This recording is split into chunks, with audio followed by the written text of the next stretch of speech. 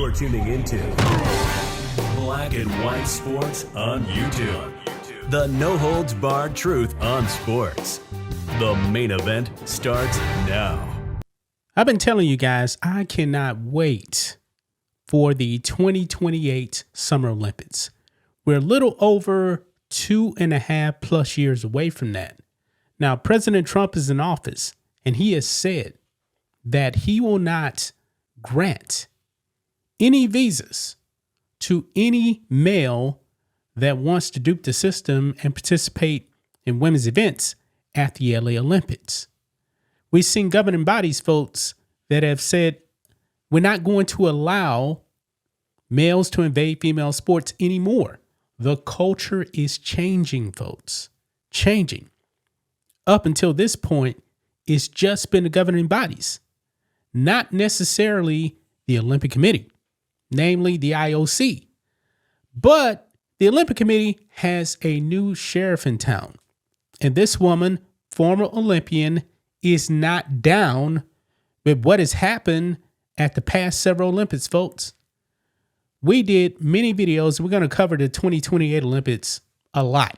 So stay tuned for that when it actually comes around. But when it came to the woke 2020 Olympics that happened in 2021 because of the Wuhan virus, we saw the male invasion of female sports. We saw Laurel Hubbard from New Zealand, a male, a big guy. But in that case, it was divine intervention, folks, because he couldn't complete one single lift when it came to powerlifting. He completely embarrassed himself. And women, they were happy about that. We were too, because we have been watching Laurel Hubbard for a long time. He should have been nowhere near the Olympics. What happened in 2024? We had not one but two males win gold medals in women's boxing.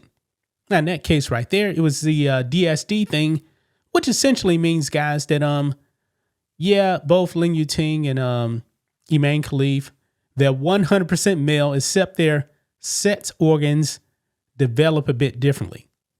And they were raised as quote unquote females, even though they're not. And the women were outraged that they actually had to get into the ring with males. We knew the outcome, folks, and it was not good for the female boxers. Well, guys, now the IOC is about to end the careers of all these transgenders and males infiltrating women's sports at the Olympics. It's about to be a wrap. We're going to have a major announcement, folks, that's going to be coming here in a few months. Let's get into it, guys. Here we go. Right over here, transgender women to be banned from all female Olympic events. IOC likely to announce new policy early in new year after findings of a scientific review about the permanent physical advantages of being born male. Now, folks, we didn't need a scientific review. We already knew that males have a significant advantage over females. Bone density, lung capacity, testosterone. Men are just bigger, stronger, faster. And even if you actually try to lower testosterone, it's still a massive advantage. We've been covering this thing, folks, for the better part of 3.5 years. We saw what happened with the Will Thomas situation at UPenn. When he was swimming as a male, he was ranked, I believe, 472. But when he swam as a quote unquote female, ranked number 1, stole an NCAA title. Says here, the International Olympic Committee is set to announce a ban on transgender women, males, in female competition early next year after a science-based review of the evidence about permanent physical advantages of being born male. The IOC's guidance to Olympic sports has until now been that transgender women, males, can compete with reduced testosterone levels, but leaves it up to individual sports to decide. That is now set to change under his new president, Christy Coventry, who has promised to protect the female category. Thank God, man.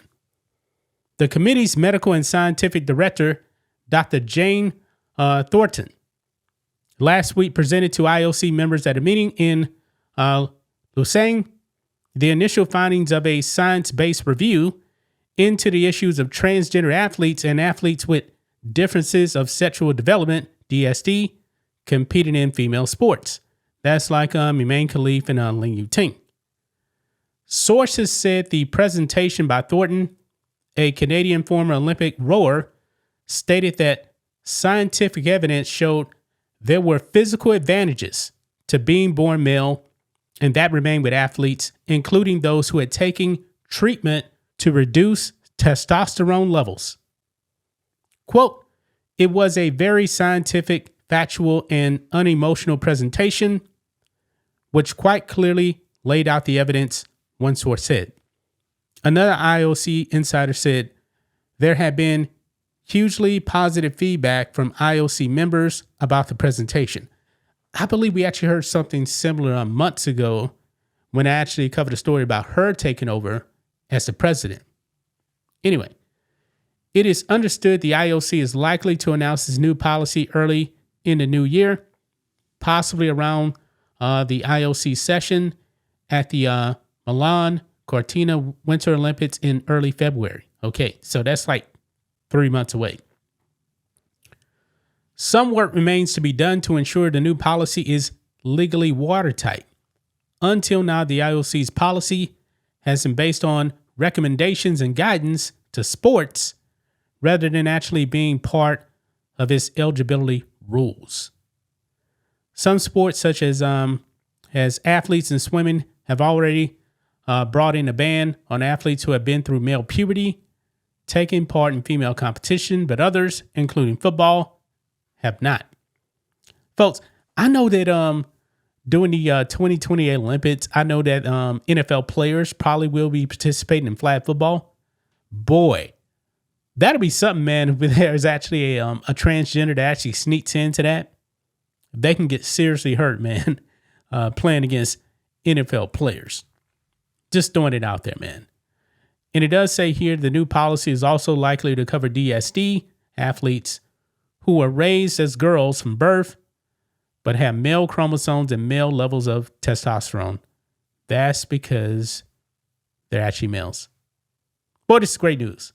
Great news. I cannot wait to hear the official announcement, possibly in February.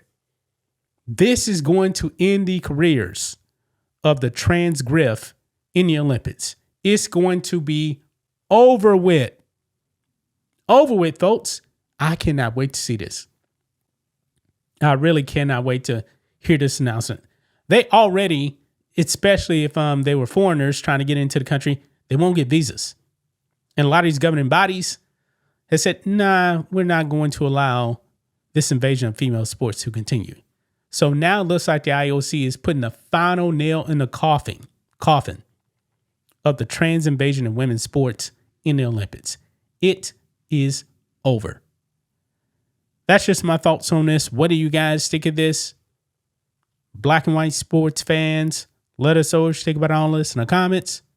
Make sure to subscribe to the channel, and we'll catch you next time. Thanks for watching the show. Be sure to like, comment, and subscribe.